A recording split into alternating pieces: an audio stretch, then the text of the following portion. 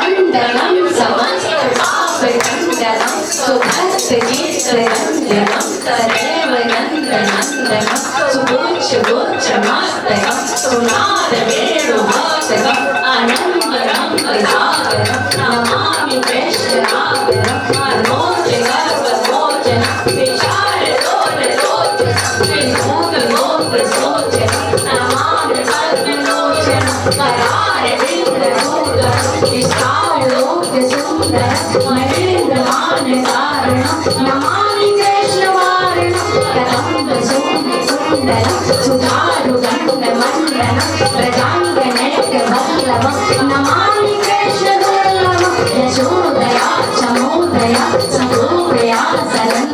युगं सुखैर्यदायकं नमामि लोकनायकं सदैव पादपङ्कजं मनीयमानसेवितं सदानुमुक्तमालकं नमामि नन्दलालकं भुवोग्रभावतारकं भवामि कर्णधारकं यशोमतीकिशोरकं नमामि चैत्यचोरकं प्रजन्तिकान्तिकान्तिने सदा सदानसङ्गणे दिने दिने नवं नवं नमामि रङ्गशम्भवं गुणाकरं सुखाकरं कृपाकरं कृपाकरं सिद्धिसिद्धिकन्दनं नमामि गोपनन्दनं नमीने गोपनागरं नमीने केलिकम्पटं नमामि मेघसुन्दरं ललितबालसम्पटं समस्तगोपनन्दनं गोपमोदनं नमामि कुञ्जमध्यमं प्रसन्नबालशोभनं कामकामदायकं प्रबन्धुचारसायकं रसालवेणुगायकं नमामि कुञ्जनायकं विदग्धगोपिकामनु मनोज्ञसल्पशालिनि नमामि कुञ्जकामिनि प्रबन्धकारिकारिणि यदा तथा सदैव कृष्णशक्तता मया सदैव वीर्यता तथा प्रभावि वीर्यता प्रमाणिकासि जय जय जगत्तरीयया पुम भवे से नन्द नन्दने भवे भवे सुभक्तिमा भवे से नन्द नन्दने भवे भवे सुभक्तिमा भवे से नन्द नन्दने भवे भवे सुभक्तिमा भवे से नन्द नन्दने भवे भवे सुभक्तिमा भवे से नन्द नन्दने भवे भवे सुभक्तिमा भवे से नन्द नन्दने भवे भवे सुभक्तिमा भवे से नन्द नन्दने भवे भवे सुभक्तिमा भवे से नन्द नन्दने भवे भवे सुभक्तिमा भवे से नन्द नन्दने भवे भवे सुभक्तिमा भवे से नन्द नन्दने भवे भवे सुभक्तिमा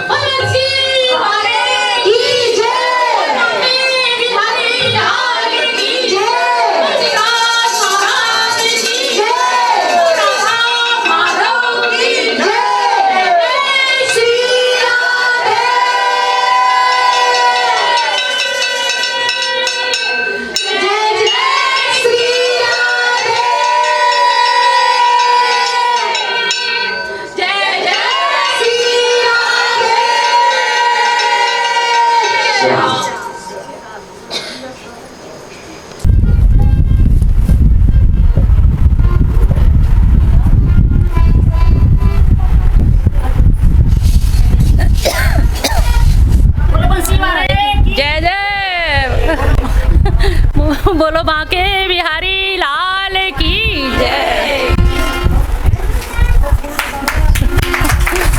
आशीर्वाद दो अपना, बस सब स्वास्थ्य सही हो जाएगा। उनके आगमन का समझ लिए कि साक्षात देवी माँ ऊपर आई हैं। ये देवी माँ की साक्षात इनकी प्रतीति है और आपका नृत्य करना बड़ा अद्वितीय है कि इस अवस्था में नृत्य करना। जब ये नृत्य कर रही थी मैंने नीचे न्योता दिया देवी मैया को कि कीर्तन होगा तुम भी आ जाना, नंदोत्सव में कन्हैया लाला को जन्म होएगा, मैया तुम भी आई हो। मुझे का मालूम है कि साक्षात चली आऊँगी मैया और एटा से ये आ रही जिनका कोई पता नहीं था और अनायास आ जाना। तो इनके नृत्य करते समय ये अनुभूति हुई कि अरे मैया कह रही तूने बुलाया ना तभी तो मैं आई हूँ, नीचे से ऊपर आई हूँ, तेरे बुलावे को मैंने स्वीकार कर लिया। आज अहो भाग्य धन्य धन्य भाग, हम अपने भाग्य सौभाग्य की सराहना करते हैं कि ऐसे स्वधन्यता का अनुभव हम कर रहे हैं कि ऐसी ऐसी विभूतियाँ जो साक्षात प्रतिरूप हैं अपनी साधना के कारण। इनके बारे में हम क्या कहें। इनके साथ साथ इनकी छोटी बहन कालपी से आई हुई हैं, कालपी वाली दीदी, और मैनपुरी से दिनेश शास्त्री जी पधारे हुए हैं, कृष्णानंद जी कन्नौज से आए हैं और हमारे महाराज बेला से जगमोहन जी महाराज श्री बेला से पधारे हुए हैं, पोखराया से निशा माधव और अनेकानेक जो भक्त हमेशा आते रहते हैं। नए नए भक्तों के बहुत सारे लोगों की उपस्थिति देख करके मन हर्षित हो रहा है, पुलकित हो रहा है, साथ ही आशान्वित हो रहा है कि भगवान श्री कृष्ण की वास्तव में यहाँ साक्षात प्रतीति है कि जाने कहाँ कहाँ से उन्होंने बुला लाए और कैसे कैसे लोगों पर कृपा कर दी और हमारे मिशन के जो पुराने सदस्य आए हैं, निश्चित जानिए कि हमें बहुत ही आनंद आ रहा है। पोखराया से इनका आना, कितनी परिश्रम करना पड़ता है, कितने कितने बहाने बनाने पड़ते हैं। जब ये बहाने बना के आती हैं तो लगता है गोपियों की तरह ये भी दौड़ी चली आ रही हैं। जब गोपियों ने रात नहीं देखी, कहीं कोई देखा नहीं और दौड़ी चली आई, आज इन गोपियों का ऐसा ही भाव है। आपके भाव को मैं नमन करती हूँ, अभिनंदन करती हूँ, वंदन करती हूँ कि आप सबके हृदय में ऐसे ही कृष्ण भक्ति का अंकुर प्रस्फुटित पल्लवित होता रहे, ऐसे ही आप माधव की शरण में बने रहें। यही मेरा प्रयोजन था मथुरा से आने का, और उस प्रयोजन को आप लोग सार्थक कर रहे हो, यही मेरा सौभाग्य है। करें कृपया सभी लोग, अब चंदन लगाने की प्रक्रिया को थोड़ा रोक दें। उषा जी विराम लीजिए, विश्राम की प्रक्रिया है, उसी का अनुगमन करते हुए सब लोग चलते हैं। आप बैठ जाइए, सभी लोग चित्त वृत्तियों को एकाग्र करके ध्यान लगाएं।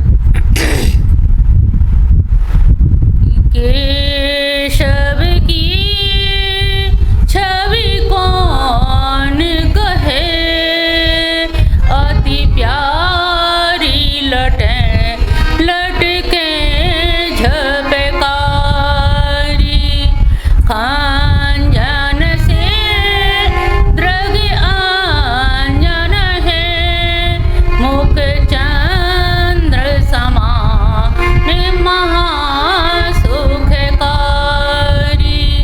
विद्युत सौ पट पीत कसे, श्री कृष्ण बने छवि सो छवि न्यारी, ऐसे रूप अनूप ही सो, मन मेरे बसो नीत कुंज बिहारी, मन मेरे बसो नीत के सुभांति छुए अपने कर से, पद पंकज है सुकुमार तेरा, अरे मैं बसो इन नैनन में, अति सुंदर रूप उदार तेरा, कुछ और नहीं हमें चाहत है, बस चाहिए एक प्रेम तेरा, तन पे मन पे धन पे सब पे, जीवन पे अधिकार तेरा, जीवन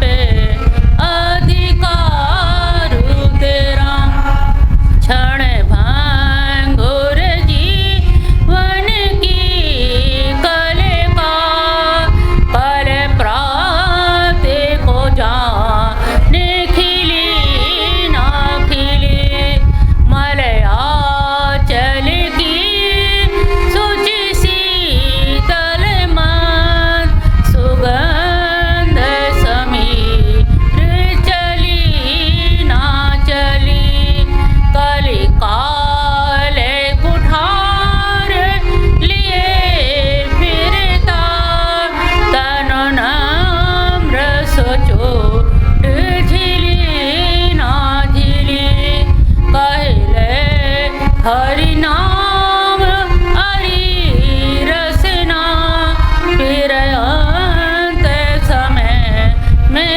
हिली ना हिली, फिर अंत समय में हिली ना हिली। इसीलिए सभी लोग इस दिव्या का सदुपयोग करते हुए प्रणव का उच्चारण प्रारंभ करेंगे।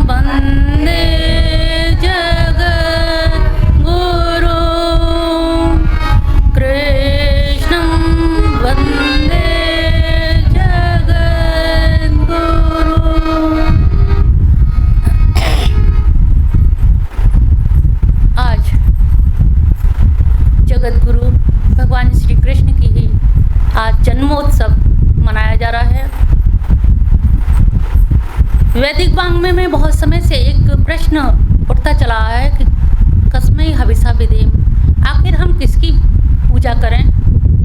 देवी देवताओं में भटकते हुए जनमानस ये करा उठा कि वो एक कौन परम तत्व है जिसे एकम सद विप्रा बहुधा वदंती कहा जाता है। वो एक है कौन, कैसा है, क्या वो निर्गुण है या निराकार केवल या साकार है। ये प्रश्न, ये जिज्ञासा सभी के मन में उद्विग्न करती रही। जब गोपाल तापनी उपनिषद अन्य उपनिषदों का जब सर्वेक्षण करते हैं तो पाते हैं कि कृष्णो ब्रह्म शाश्वतम, लेकिन ब्रह्म को तो हमने निर्गुण निराकार समझ रखा है और यहाँ पर कृष्ण को हम साक्षात देखते हैं टेढ़ी टांग वाले बंसी बजाते हुए। हाँ, वैसे देखा जाए तो कृष्ण शब्द की व्युत्पत्ति ही निराकार निरंग निरवयव है। कृषिर भूवाचो शब्दों नच निवृत्तिवाचक, लेकिन हम देखते हैं साकार रूप में। तो ऐसे कौन सी समस्या आ पड़े कि भगवान श्री कृष्ण को निर्गुण निराकार ब्रह्म स्वरूप होते हुए भी साकार रूप धारण करना पड़ा। भक्तार्थ सगुणो जातो निराकारो विचिन्मय, भक्तों के लिए लोग कहते हैं धर्म की संस्थापना के लिए, लेकिन हमारे ब्रज के लोग कहते हैं कि हमारी गोपियों के लिए, गोप ग्वालों के लिए कन्हैया को उतर के आना पड़ा, कन्हैया को साक्षात साकार रूप धारण करना पड़ा कि हमारी गोपियां कहाँ जाएंगी, कहाँ भटकेंगी।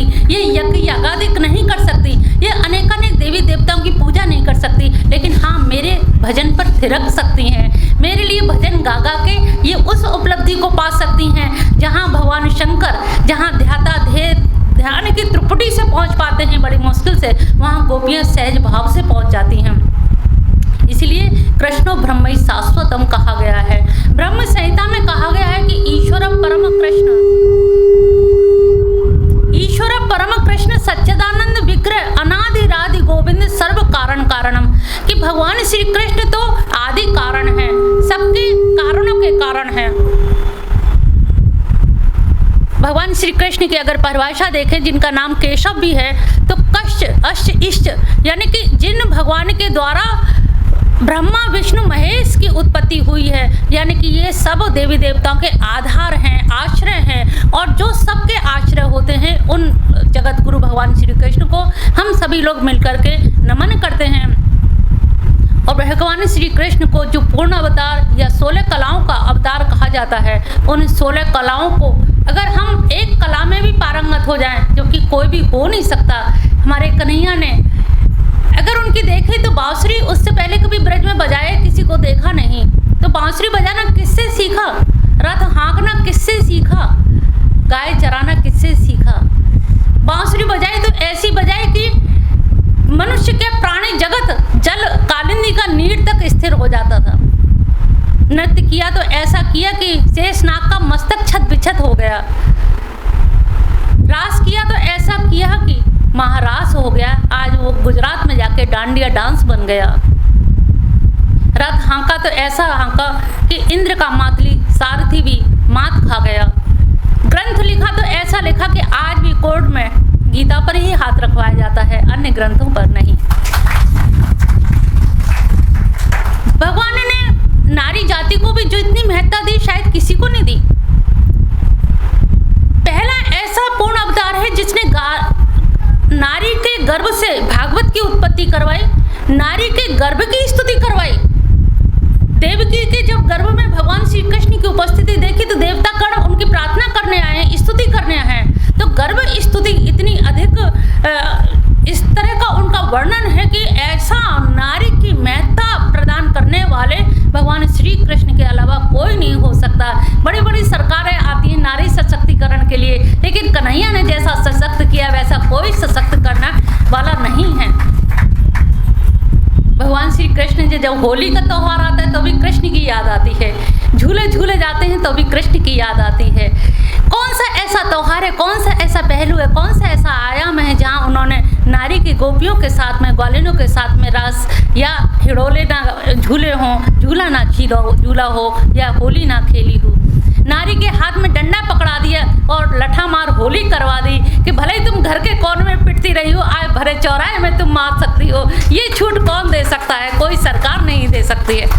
पश्चिमी देशों में भी नारी को स्वतंत्रता दी कि बहुत फ्रीडम, लेकिन वो फ्रीडम भगवान श्री कृष्ण ने राधा रानी के पांव पलटते हुए वेद पुराणों में खोज रहे हैं बड़े बड़े ऋषि मुनि, लेकिन वृंदावन की कुंज गलीन में गहवर वन में भगवान को जब राधे जी के पाँव पलटते देखते हैं तो ये सम्मान तो नारी को किसी ने नहीं दिया। द्रौपदी के 5 पांडवों के बीच में उनको मंत्रणा सभा का अधिष्ठात्री बनाया कि 5 पांडवों के नियम या जो भी मंत्रणा होगी उसमें नियम या मंत्रणा या सलाह द्रौपदी की ही मानी जाएगी। भौमासुर के यहाँ से नारियों का जो अपहरण कर लिया गया उनको छुड़वाना, उनको अधिकार देना, पत्नी के रूप में स्वीकार करना। यद्यपि लालछन लगाने के लिए लोग जो शुद्र मानसिकता के हैं, जो व्यापक स्वरूप को नहीं समझ पाते, तो अनेक वार्ता करते हैं, लेकिन शायद उन्होंने न गर्ग संहिता पढ़ी न शास्त्रों का अध्ययन किया है। तो कभी भी ऐसे उद्विग्न नहीं होना चाहिए ऐसे लोगों की वार्ता को सुनकर। कन्हैया के जो कार्य हैं, उनके जन्म को, उनकी लीला को हम लोग तुच्छ बुद्धि से, संकीर्ण मानवता से हम लोग नहीं समझ पाएंगे, और उनको समझने के लिए बहुत विशाल हृदय चाहिए। और हम लोग सीमित हैं, और सीमित बुद्धि से असीमित तत्व को कैसे समझ सकते हैं, और वो एक अलौकिक तत्व है, और उस तत्व को समझने के लिए हम लोग की संकीर्ण मानसिकता है। उस मानसिकता से बाहर निकल के जब देखते हैं कि वास्तव में अगर उद्धार हो सकता है तो कृष्ण की भक्ति में ही उद्धार संभव है नारियों को। जैन दर्शन में तो कहा गया कि नारी को कभी मोक्ष मिल ही नहीं सकता। वहाँ भिक्षुड़ी बनाया गया, लेकिन उनका बड़ा अपमान हुआ।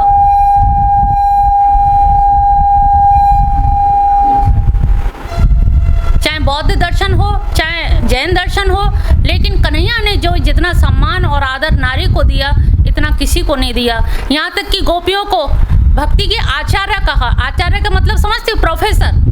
प्रोफेसर ऑफ भक्ति। तो ये सोचिए, इतना बड़ा पद दे देना ये बहुत बड़ी बात है। तो हमारे ब्रजवासियों के लिए, ब्रज के लिए तो ये अलौकिक घटना या जीवन का आज इतने वर्ष होने के बाद भी हर साल नवीनता लगती है। और आप देखिए, कोई भी है, रामनवमी मनाई जा रही है, नरसिंह चतुर्दशी मनाई जाती है, लेकिन जन्म इन्हीं का होता है। कृष्ण जन्माष्टमी इन्हीं का नाम है। किसी के नवमी या किसी के नाम के आगे जन्म नहीं मनाया जाता।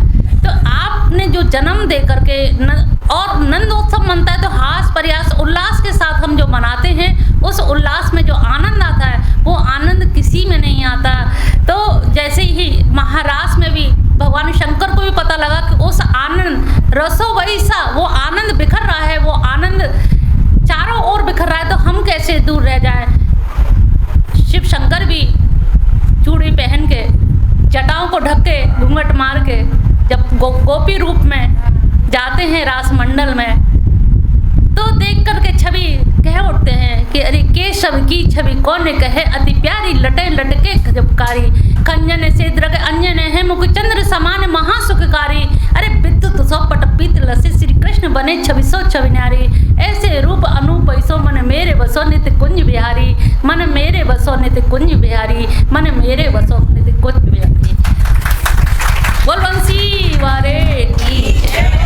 इसी के साथ अपने वाणी को विराम देती हूँ, क्योंकि अभी कार्यक्रम बहुत होने हैं, समय होता जा रहा है। तो अभी आप लोग लीला मंचन होने जा रही है, उस लीला का आनंद लेंगे कि देव की विवाह के बाद में कंस छोड़ने जाता है, खुशी खुशी जा रहा है, लेकिन अचानक ऐसी आकाशवाणी होती है कि वो एकदम से उद्विग्न हो उठता है, और उस उद्विग्नता के कारण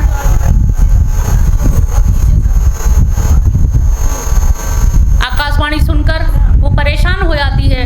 देवकी और बलदेव उनको कारागार में डाल दिया जाता है। भगवान अपनी मनोहारी लीला बचपन से ही दिखाते हैं, पैदा होते से ही कैसे वो निकल के जाते हैं जेल से, गोकुल पहुंचते हैं, किस प्रकार से ये सारा लीला को उन्होंने समझाया। उस लीला का हम लोग पुनः पुनः अवलोकन करते हैं, स्मरण करते हैं, और नंदोत्सव, जन्मोत्सव मनाया जाता है।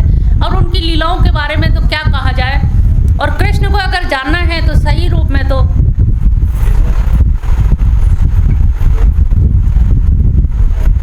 गीता, अगर आप उनके सिद्धांतों को जानेंगे तो गीता का अनुपालन करेंगे तो निश्चित जानिए आपको समझ पाएंगे कि हाँ कृष्ण हैं क्या। उनके व्यक्तित्व, उनके आयामों को समझने का एक मौका मिलेगा। आगे से विचार ये है कि प्रत्येक रविवार को गीता का कार्यक्रम कराया जाए, गीता प्रारंभ की जाए, इसी विश्वास के साथ कि आप लोग उपस्थित होंगे और वो कार्यक्रम यथावत चलेगा। जैसे पहले चला करता था गीता का कार्यक्रम, उसी तरह से आगे रविवार से कार्यक्रम शुरू करने की प्रयास कर रहे हैं। अगर आप सब श्रोताओं का सहयोग रहेगा, उस सहयोग के लिए प्रयास करेंगे कि ये हमारा कार्यक्रम सतत चलता रहे, और वो कार्यक्रम सतत चलेगा तो समझ पाएंगे। तो आप सबसे अनुग्रह है, आग्रह है कि आप सभी लोग रविवार अपनी उपस्थिति दर्ज कराएंगे तो निसंदेह कार्य सार्थक होगा और भगवान श्री कृष्ण की लीलाओं को समझ सकेंगे। बोल बंसी वाले की जय।